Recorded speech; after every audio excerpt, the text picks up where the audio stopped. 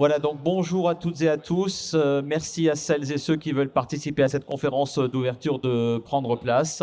Il est à peu près 9h40, donc on va lancer cette conférence d'ouverture de TechInnov 2026, une édition importante puisque c'est la 20e. Et la principale nouveauté pour cette édition des 20 ans, toujours ici au Parc Floral de Vincennes, eh bien, est toujours co-organisée bien sûr par la CCI de l'Essonne et par la CCI Paris-Île-de-France. Le principal événement de cette journée, un des événements, c'est le rapprochement de TechInnov avec GoInvest, qui est l'événement annuel organisé par la CCI Paris-Île-de-France et consacré au financement des entreprises. C'est donc ce rapprochement naturel entre un événement qui a toujours parlé d'innovation et de financement et puis un autre qui a toujours parlé de financement. Dans un instant, on va en parler plus en détail avec Patrick Racotosson et avec Benoît Feiti, les présidents des CCI 91 et 92, sur donc le rapprochement de ces deux événements. Avec vous, Laurent Legendre, dans un petit instant, on va bien sûr parler des temps forts de cette édition 2026 et puis un bref retour sur les 20 ans. Et avant de vous donner la parole, cher Laurent, cher Patrick, je salue également Mathieu Girardon, directeur de BloomUp. C'est la toute nouvelle porte d'entrée du Crédit Agricole d'Île-de-France dans le domaine du financement des entreprises. Je salue également Hervé Guilloux, grand patron du secteur de la défense et de l'armement en France, longtemps chez EADS et chez Naval Group. Hervé Guilloux, vous êtes désormais président non exécutif de l'ETI Excel. Et puis, on parlera de dialogue de place qui a été mis en place par les ministères de l'économie et de la défense il y a un an. On fera un premier bilan avant une rencontre avec les ministres d'ici quelques jours. Je salue également Alexis Delbe, qui est associé chez Ryder et Davis. On va beaucoup parler de financement et notamment de levée de fonds. Messieurs, merci beaucoup d'être à cette conférence d'ouverture. Cher Laurent, je vous laisse la parole en tant que président de TechInnov 2026. On va donc, vous êtes aussi toujours directeur régional Île-de-France chez Airbus Group Développement. On va parler donc de cette édition des 20 ans. Je vous laisse le micro. Merci Jérôme. Bonjour à tous, bienvenue pour ces 20 ans. Alors 20 ans, c'est important. Il y a 20 ans, TechInnov est né d'une volonté de la CCI de l'Essonne de développer les startups du plateau de Saclay. Il y avait un potentiel énorme qui avait du mal à rencontrer son marché. Et le modèle des rendez-vous B2B, vous avez vu l'étape de rendez-vous tout à l'heure, a permis de faire quelque chose de très efficace qui a permis de survivre pendant 20 ans. Alors il y a, en 2019, le président de la CCI m'a demandé de prendre la présidence du salon pour trouver un relais de croissance. Il se trouve que quelques années avant, il y a 10 ans, était né un truc qui s'appelle Vivatech et qu'il fallait survivre à l'ombre de Vivatech. Donc on a fait un challenge défense qui est toujours poursuivi maintenant, qui a permis de faire venir l'AID. Emmanuel Kiva venait d'être nommé par la ministre de la Défense. Il est venu écouter les startups, il a remis des prix. Et donc, nous avons une thématique défense qui est malheureusement devenue de plus en plus pérenne avec l'Ukraine et avec ce qui se passe depuis quelques semaines en Iran. L'innovation, c'est important. Il faut la développer et elle a du mal à se financer. Donc, l'idée pour ces 20 ans d'associer GoInvest à TechInnov, elle était assez logique. Depuis 2 ans, les startups ont du mal à faire leur levée de fonds. Il faut qu'elles rencontrent des investisseurs. Une startup en levée de fonds, si elle vient ici aujourd'hui, elle peut rencontrer une quinzaine d'investisseurs dans la journée, ce qui est très performant. Et puis, deuxième chose, il faut qu'une startup comprenne le besoin de ses futurs clients. Et pour ça, on a mis en place cette année un deuxième événement qui est dans la zone centrale, qui s'appelle OpenInnov, qui est une zone de reverse pitch où des corporates, toute la journée, vont venir raconter leurs besoins technologiques et permettre ainsi à des startups de pivoter et d'aller vers ces besoins pour accéder plus rapidement au marché. Et puis, plus classiquement, vous allez voir en déambulant dans le salon, il y a toujours des villages thématiques. Le salon est devenu, avec l'accord de Bruno Bonnel en 2022, le salon de France 2030. C'est sa thématique, c'est ce qui lui permet de s'ancrer sur le développement. France 2030, c'est 50 milliards de financement. Depuis 5 ans, c'est pratiquement 10 milliards par an, ce qui est colossal. Ce n'est pas des fonds propres, c'est plutôt de la subvention, mais ça permet de faire de l'innovation. Et donc, on reste une brique importante dans le domaine de l'innovation. Et j'espère que Techinov va continuer encore pour 10 ans, pourquoi pas 20 ans. Quelques chiffres clés, Laurent, sur cette édition des 20 ans. Est-ce que vous avez quelques chiffres clés? Alors, on fera le bilan en fin d'après-midi, mais sur le nombre d'exposants, le nombre de personnes inscrites, est-ce qu'on est dans la veine des autres années? On va les donner tout à l'heure, mais je vais juste en donner un. Vendredi, j'ai fait le point sur le nombre de demandes de rendez-vous du salon. 12 000 demandes. Alors, bien sûr, elles ne seront pas toutes satisfaites parce qu'il faut arriver à faire des agendas qui matchent. Mais 12 000 demandes, c'est énorme. On n'a jamais eu autant de demandes de rendez-vous sur le salon. Donc, un besoin d'échanger, de se rencontrer, de parler business et de se financer. Un modèle très, très efficace. Merci Laurent. On va retrouver Patrick Racotosson. Cher Patrick, bonjour. Président de la CCI de l'Essonne, donc, qui organise chaque année ce grand rendez-vous. Pareil, c'est l'édition des 20 ans. C'est des chiffres ronds, mais c'est des chiffres qui comptent pour cet événement qui prend de l'ampleur. Oui, bonjour à toutes et à tous. Alors, je ne sais pas si on entend bien parce que le retour de son est plus compliqué. Est-ce que vous nous entendez bien dans la salle? Oui, Ah bon, c'est parfait alors. C'est ça l'essentiel. Merci en tout cas à nos invités déjà de faire notre plateau. Merci à Benoît Feiti, président de GoInvest et de la CCI 92, d'être notre partenaire aujourd'hui. Puis merci à toi de venir nous animer, aux équipes de la CCI, d'avoir, comme d'habitude, avec notre partenaire Proximum, monté cet événement au plus haut niveau. Cette année, nous fêtons les 20 ans.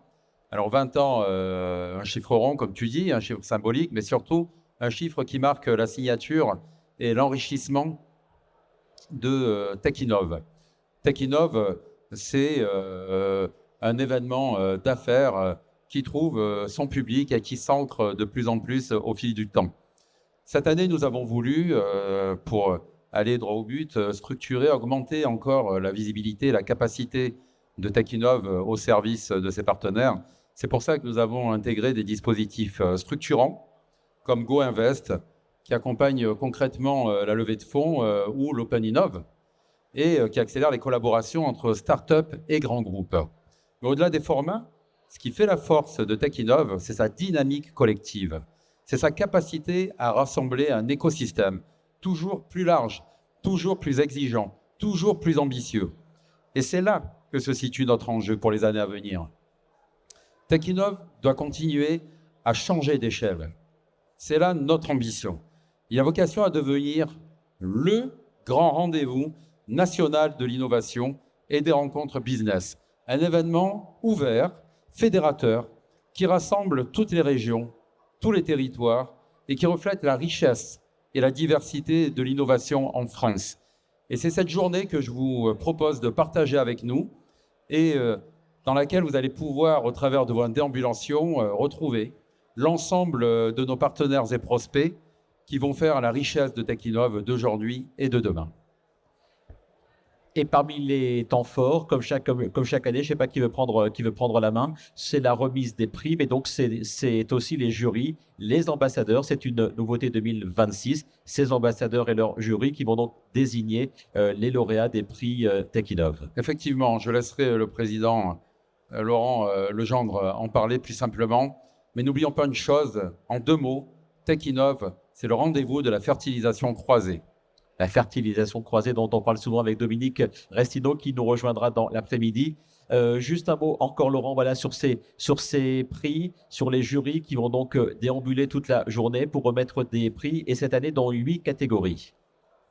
Oui, alors cette année, il y a 8 catégories qui sont des catégories que vous voyez sur les villages. Il y a des codes couleurs différents avec des grands panneaux dessus. Donc, on est sur les technos de France 2030. Alors, on n'a que 8 jurys, parce qu'on n'a pas la taille de faire un village pour chaque thématique. Donc, on a Tech 2030 qui fait un fourre-tout pour ceux qu'on n'a pas réussi à créer en village indépendant.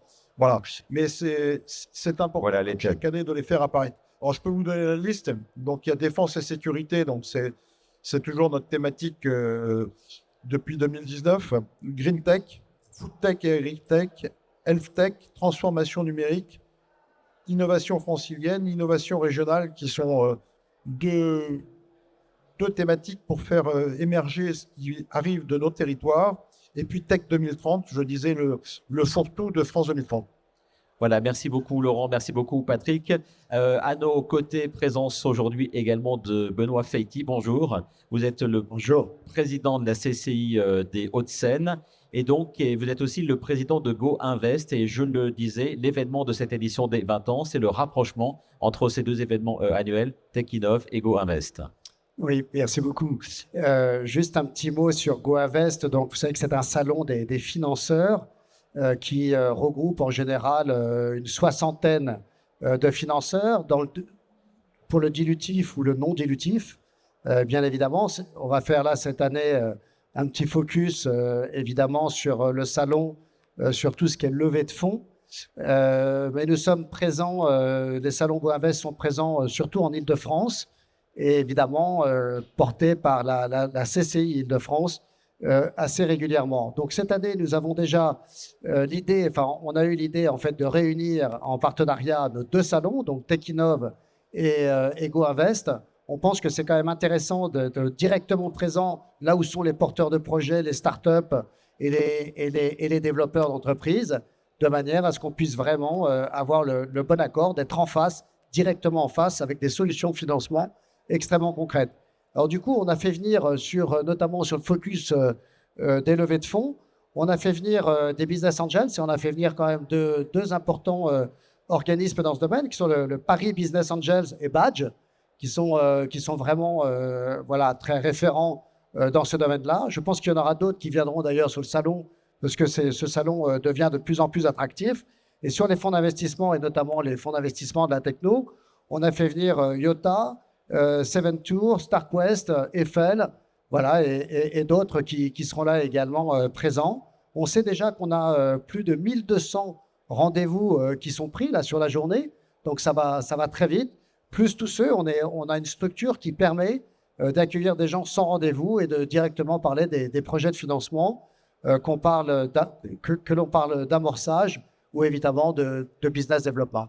Je crois qu'il y a au total plus de 60 financeurs présents. Il y a 60 financeurs. Alors effectivement, il y a des financeurs traditionnels pour faire de la dette, mais pas seulement. Voilà. Donc justement, l'idée, c'était d'avoir vraiment également les partenaires publics présents, parce qu'il y a beaucoup de financement public. Vous savez qu'il y a un maquis de la subvention et du financement public qui n'est pas évident à décrypter. Et là, on a vraiment des experts de la CCI qui sont là pour aider les entrepreneurs et aller chercher les bons financeurs, le bon financement pour démarrer cela. Et vous savez que c'est souvent pas la première compétence de nos patrons d'entreprise. Voilà, et c'est pas ce qu'ils recherchent en premier. En tous les cas, c'est pas leur sujet de prime abord, alors que c'est extrêmement structurant. C'est un sujet qui permet de développer leurs entreprises en fonction de leurs besoins, et c'est important qu'ils y prennent goût. Et que voilà, et en plus, quand on arrive avec finalement des investisseurs, ça n'apporte pas que de l'argent, ça peut apporter aussi des compétences, du savoir-faire, et tout ça crée un écosystème autour du financement qui est extrêmement précieux pour le développement des entreprises. En ce début de printemps 2026, vous qui êtes un observateur, qui êtes au plus près des entrepreneurs, comment se porte le financement? On a dit depuis 2-3 ans que les robinets se fermaient, que l'argent était moins facile, entre autres, pour les startups. Quel est votre avis là-dessus? Le seul message à passer, c'est qu'il faut que le business model soit bon, parce que les bons projets, en particulier dans la tech, restent financés. Mais quand on est un petit peu moyen, qu'on n'est pas sûr de soi et que le business model n'est pas tout à fait clair, je pense que c'est beaucoup plus compliqué. Mais il y a encore de l'argent sur le marché. Peut-être que je vois qu'il y a Madame la sous-préfète qui est là.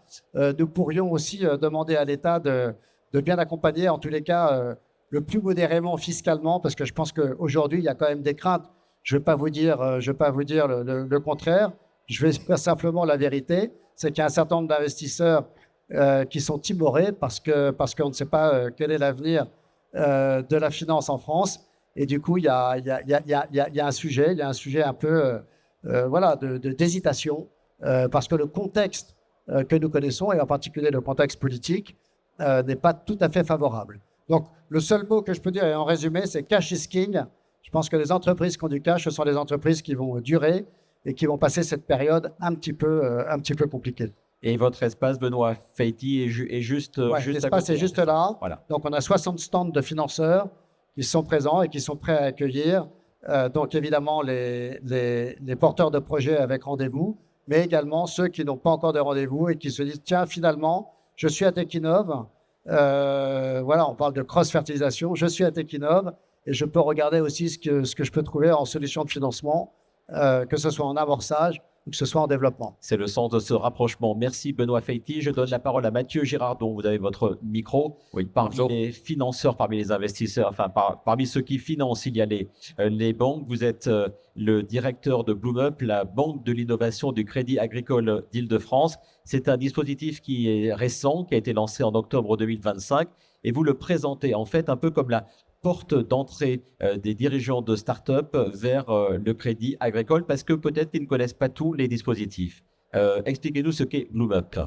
Alors, comme vous l'avez très bien dit, donc BloomUp, c'est Banque de l'innovation du Crédit Agricole Île-de-France. Alors, pour ceux qui connaissent le Crédit Agricole Île-de-France, on est très attaché au territoire d'Île-de-France, donc ça tombe bien puisqu'on est là aujourd'hui pour témoigner. On a choisi en fait d'avoir un point d'entrée unique pour être plus facilement identifiable par les startups, puisque souvent dans la banque, elles peuvent rentrer en pensant que c'est une future PME, TPE, mais en fait, ce sont des codes qui ressemblent quand même à ceux des investisseurs.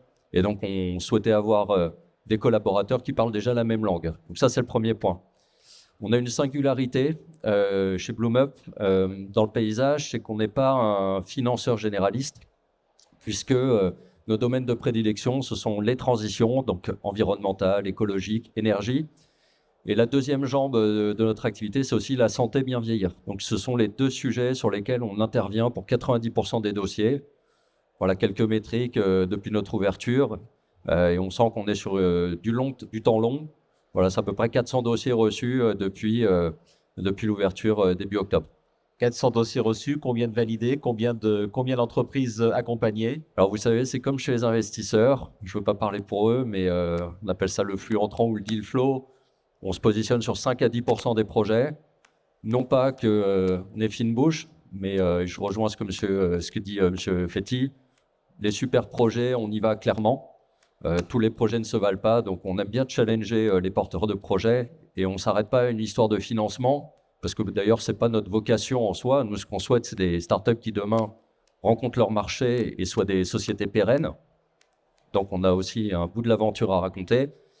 Donc, on a aussi un sujet de coaching, de partenaires dans notre écosystème. On a le Village Baissé à Paris, que je salue au passage, qui permet d'accompagner le porteur de projet avant qu'il aille faire des bêtises, à tenter de capter des fonds sans avoir un business model et un business plan suffisamment robuste. Donc, je vous dirais, voilà, pour répondre à votre question, à peu près 10% des projets sur lesquels on s'est déjà positionné au moment où on se parle. On a souvent parlé de la frilosité des banques dans le financement. Est-ce qu'il est toujours vrai? Est-ce que maintenant, il y a de la concurrence, bien au contraire, entre les différents établissements pour accompagner le développement de ces jeunes pousses de l'économie? Alors, les temps ont changé. Je pense que voilà, si on prend les années 2010, début 2020, les banques, on les voyait peu dans le paysage. Je parle des banques du secteur privé. Parce que, en fait, ce qu'une banque ne fait pas, c'est financer le risque technologique. Ce qu'elle fait, c'est accompagner une trajectoire crédible. Et donc ça, il faut bien le comprendre. On n'est pas là pour se substituer aux investisseurs. Par contre, venir en complément, clairement, je vous le dis, oui. Et puisque l'argent n'est plus gratuit aujourd'hui, parce que les levées de fonds, comme on l'a dit, deviennent plus difficiles pour les dossiers juste bons, mais pas excellents, le financement, ça devient en fait une arme stratégique en complément des levées de fonds. Donc c'est comme ça qu'il faut l'intégrer. Et puis, encore une fois, je ne vais pas parler pour BloomUp spécifiquement. Alors déjà, il y a BPI qui peut-être est parmi nous, clairement, sans qui, je pense, les banques du secteur privé ne se seraient pas positionnées. Donc disons les choses, il y a un effet d'entraînement. Et puis, vous avez juste à regarder le nombre de partenaires financeurs de l'innovation dans la salle voisine. Je pense qu'on fait désormais partie du paysage et on a aussi notre rôle à jouer dans l'économie. Voilà. La valeur ajoutée de BloomUp, c'est quoi pour vous? C'est du sur-mesure, c'est de faire le choix voilà, de certaines cibles d'entreprises, de certains secteurs. C'est quoi votre valeur ajoutée? Ce que je dirais, déjà, notre positionnement. Deuxième spécificité que je n'ai peut-être pas évoquée, c'est qu'on est capable d'arriver très, très en amont du projet, même à la phase de démarrage, même avant la première levée de fonds, parce qu'on estime en tant que banque utile et universelle sur le territoire, on souhaite en fait que même les plus petits projets, on puisse se positionner dessus, parce qu'on croit au projet. Et donc, parfois, vous avez un jeune entrepreneur qui a besoin du premier ticket, on souhaite être là déjà, ça c'est la première chose. Et puis surtout porter des projets qui ont du sens, voilà, et qui sont fidèles à notre ADN. Et je m'arrêterai là en tout cas pour ce premier point. On a vu la dimension nationale qui est en train de prendre Techinov avec le prix des innovations régionales. Est-ce que vous ne vous adressez-vous qu'aux entreprises de l'Île-de-France et est-ce que BloomUp est aussi une porte d'entrée au réseau national du crédit agricole? Alors complètement. Comme je vous disais, on est très attaché au territoire, donc on aime bien les entrepreneurs qui innovent ici pour impacter partout. Encore une fois, vous avez des super projets qui viennent d'autres régions que l'Île-de-France. Par contre, ce qu'on souhaite, c'est que le marché adressé, on souhaite que l'Île-de-France soit concernée. Donc on n'est pas non plus sectaire, hein, évidemment, et on sera très heureux voilà, s'il y a des porteurs de projets qui nous écoutent, qui souhaitent nous rencontrer plus tard dans la journée. En tout cas, ils sont les bienvenus pour qu'on regarde ensemble et avec les autres partenaires. Parce que ça, on ne s'arrête pas au sujet de la banque, hein, encore une fois. On a besoin de tout le monde, les investisseurs, des fonds publics, peut-être qu'on en reparlera, des banques, mais surtout, et ça c'est mon enjeu pour BloomUp demain, c'est faire en sorte qu'on puisse avoir le monde des startups, qui puisse rencontrer le monde des grands comptes. Et ça, je pense qu'on a un sujet de passage à l'échelle, et de transformer ce qui est fait en labo à grande échelle demain. Ça, c'est notre sujet collectif. Eh bien, de quoi donner la parole à Alexis Delbe qui va prendre un micro. Vous en avez un, voilà. Je vous présente, vous êtes associé chez Ryder et Davis. Quelques mots de présentation de ce qu'est Ryder et Davis pour ceux qui ne vous connaîtraient pas. Oui, alors bonjour à tous. Donc Ryder and Davis, c'est une banque d'affaires qui a une particularité, c'est que les deux fondateurs, on est deux anciens entrepreneurs. Donc on a utilisé beaucoup de banques d'affaires dans nos parcours respectifs. On a vu que dans les banques d'affaires, il y a des banquiers, pas beaucoup d'entrepreneurs. Et donc on a voulu faire une banque d'affaires faite par les entrepreneurs pour les entrepreneurs. Donc, le sujet sur lequel on va parler ensemble, c'est le levée de fonds, qui est une des étapes ensuite souvent très utiles à différentes entreprises. Pardon. Vous dites que les levées de fonds, c'est pas forcément la panacée, c'est pas forcément l'aboutissement. Oui, alors une des choses qu'on fait travailler dès le début et qu'on voit d'ailleurs auprès de tous ces start-upers, c'est de leur réexpliquer que la levée de fonds, ce n'est pas une fin en soi, c'est une conséquence de quelque chose. C'est une conséquence du projet d'entreprise. Et comme on l'entend autour de la table, le sujet de comment est-ce qu'on construit une entreprise, quel est le business model, comment est-ce qu'on va aller chercher nos premiers clients, les développer, etc. En fait, c'est un travail fondamental qu'il faut faire avant la levée de fonds. Et très souvent, ce qu'on voit, c'est qu'entre l'entrepreneur et le start-upper qui vient pour faire une levée de fonds et finalement la taille de la levée de fonds, la façon de faire la levée de fonds, il y a un écart parce qu'on le fait retravailler sur son projet d'entreprise.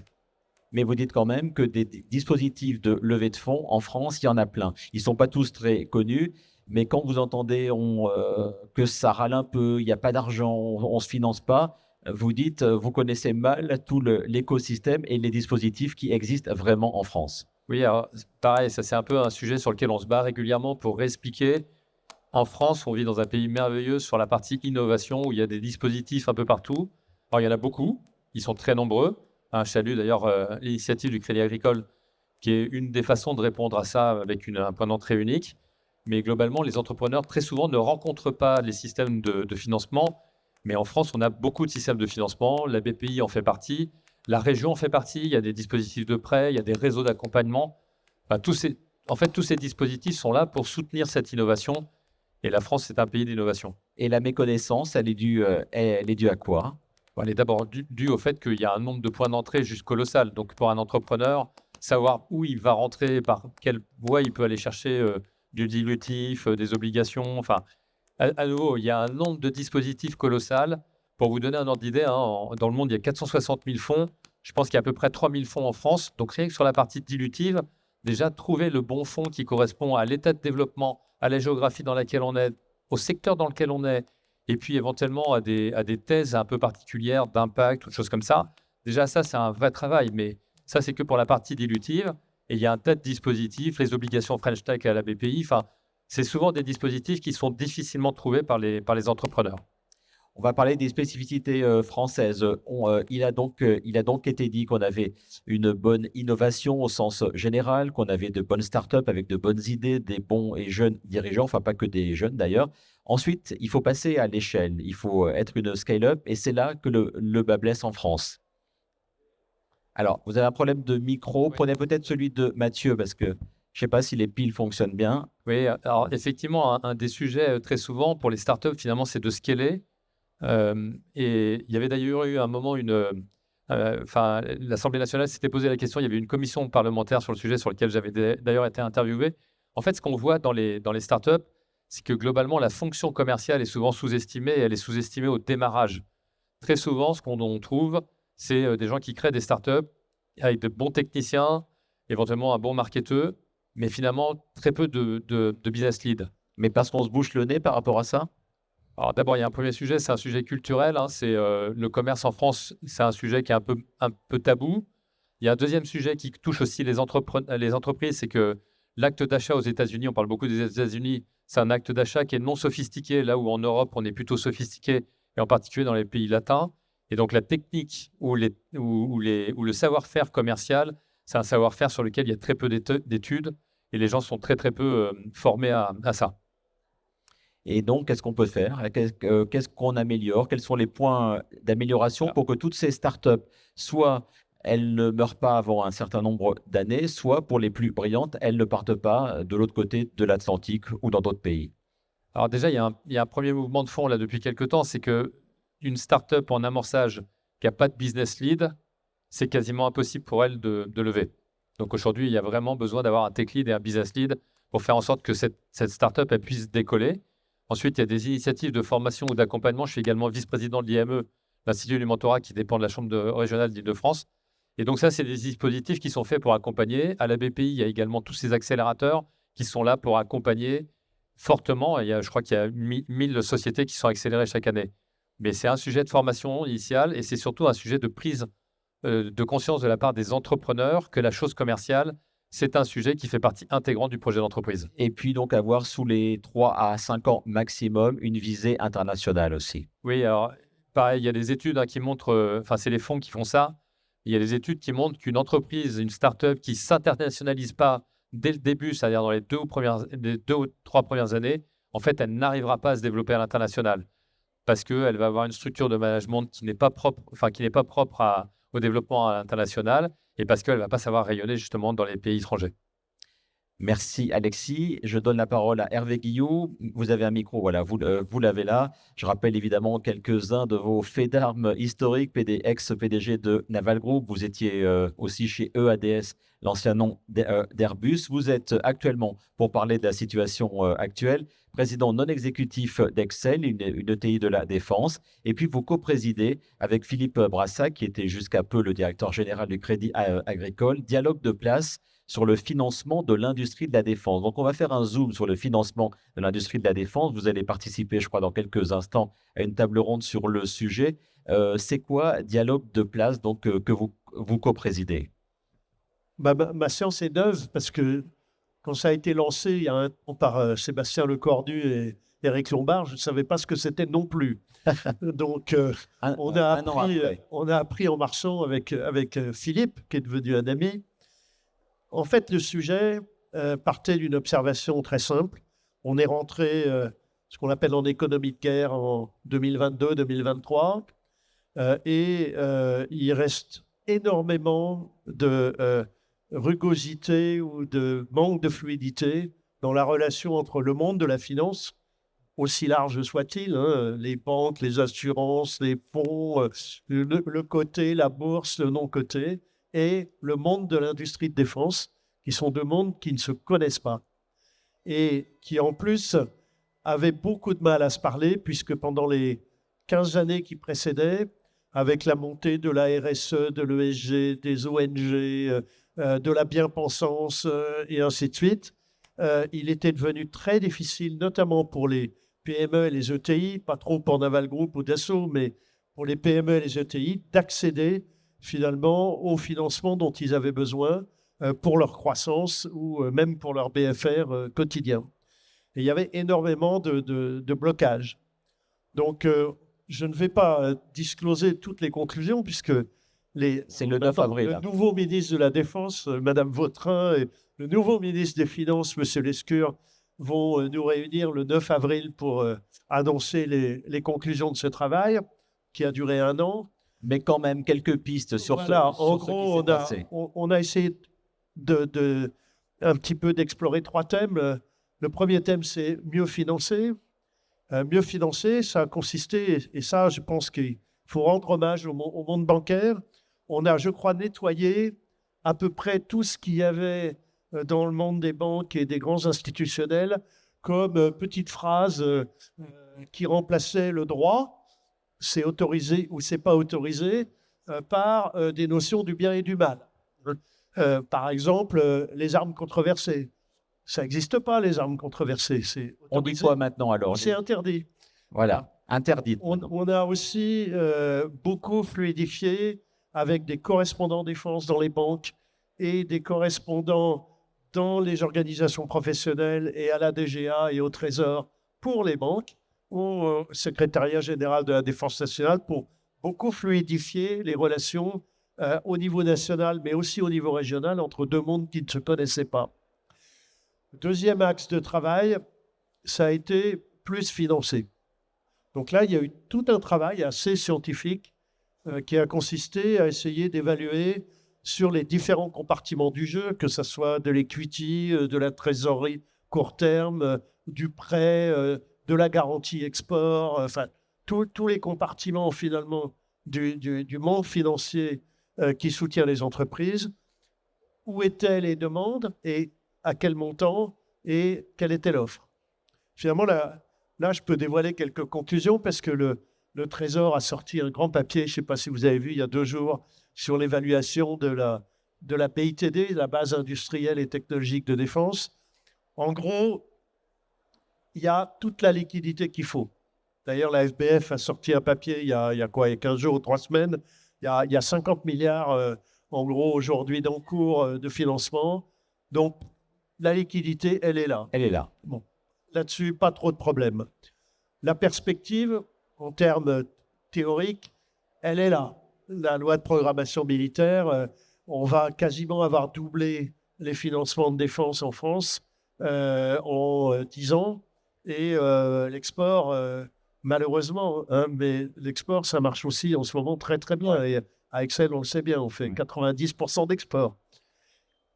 Et là, sur le plus financé, il y a quand même 2 sujets, et c'est ça qui vous concerne. Il y a un sujet qui dépasse la défense, qui est qu'il y a un gros trou de financement dans la deep tech, hein, parce que, vous le disiez, les banques ne sont pas là pour financer le risque technologique. Hein. On a énormément de mal à financer le passage à l'échelle en France. Hein. Donc, de l'argent pour faire du seed, de la série A, il y a tout ce qu'il faut. Par contre, dès qu'on rentre dans le passage à l'échelle et la deep tech, on a un vrai problème. Donc là, il y aura des initiatives de prise pour renforcer ça, soit à travers finalement les financements publics, ça peut être France 2030, soit à travers des prêts participatifs non dilutifs, ça c'est le chéri de Philippe Brassac qui pousse beaucoup à ça. Il y a un certain nombre de dispositions qu'il va falloir trouver pour ça. Et le deuxième trou qu'on a dans la raquette, c'est les très petites entreprises qui, en fait, n'ont pas accès aux grands penseurs parisiens des entreprises ou du monde financier et qui se retrouvent avec l'agence du coin et qui ont beaucoup de mal, finalement, à la fois à monter un dossier, mais aussi à se faire comprendre parce que c'est un gros investissement pour des toutes petites sommes. Et donc là, il y a un travail qui a été fait avec la BPI, notamment les banques des territoires, pour essayer de fluidifier ça. Est-ce que tous les freins dont vous avez parlé sont en train de se lever? Je parlais plutôt peut-être des freins psychologiques ou de méconnaissance des différentes cultures. Vous avez parlé de la direction du Trésor, de la DGA. Est-ce que ces freins côté administratif, pour faire simple, ces freins dans l'état d'esprit sont en train d'être levés, selon vous? Je crois que oui, et vous entendrez les conclusions le 9 avril. Mais oui, ça a beaucoup changé. En 2 ans, ça a beaucoup changé. Le danger, c'est que il faut éviter que ça ne soit un effet de mode et que le jour où, thanks God, la guerre en Ukraine va s'arrêter, ou on va arrêter de taper entre l'Iran et les Émirats, que tout ne revienne comme avant. Ouais. Donc, notre but, c'est de cranter des petites choses très concrètes qui feraient que, finalement, ces obstacles qui existaient ne reviennent pas sur la scène immédiatement après la fin des conflits. Pourquoi ? Parce que quand même, le contexte géopolitique a énormément changé, et notamment la relation avec les États-Unis, et qu'il est absolument vital, à la fois pour notre défense, mais aussi notre souveraineté, que l'Europe reprenne la main sur son destin dans ces secteurs. Et donc, nous, on voit ça finalement comme une croissance extrêmement durable dans le long terme. Donc, il ne faut pas que les freins reviennent. Puis le troisième sujet qu'on a regardé, c'est quoi financer ? Finalement, quand vous remettez de l'argent dans la défense, vous avez 3 options. Vous pouvez combler les trous des programmes actuels. Je suis bien placé pour savoir que ça peut arriver, parce que tout ne se passe pas sur un long fleuve tranquille. Vous pouvez aussi prolonger les outils actuels. Donc, le chef d'état-major de la marine va vous dire qu'il lui faut 3 frégates, et le chef d'état-major de l'armée de l'air, 12 rafales. Mais ça va arriver à la queue leu-leu. Et ce n'est pas ça qui va permettre de s'adapter à la nouvelle guerre. Et donc, le troisième sujet, et là, ça rejoint justement les questions d'accès des entreprises innovantes au financement public et à la nouvelle défense. Et ça, c'est très compliqué, parce que le canal historique, vous regardez aux États-Unis, il n'y a pas une seule des très grandes entreprises américaines, ni Lockheed, ni Boeing, ni Northrop, ni L3, qui soit dans la nouvelle guerre. Hein, c'est de l'innovation qui arrive de gens comme ceux qu'on a en face de nous, qui viennent du civil, qui viennent d'un tas d'autres secteurs, et qui en fait trouvent des applications dans la défense, et il faut arriver à les détecter, il faut arriver à les aider, et puis aussi il faut arriver à leur passer des contrats. Parce que sans contrat et sans dossier, les banquiers qui sont là savent bien, si les entreprises ne savent pas faire des dossiers convaincants sur leur business plan, elles n'auront pas de financement. Donc il y a une sorte de jeu de la poule et l'œuf là, qu'il faut essayer de débloquer pour donner plus de visibilité aux entreprises, mais aussi être capable de modifier les mentalités et l'approche des pouvoirs publics sur l'innovation et surtout les innovations de rupture. Et ça rejoint un peu le sujet de la deep tech.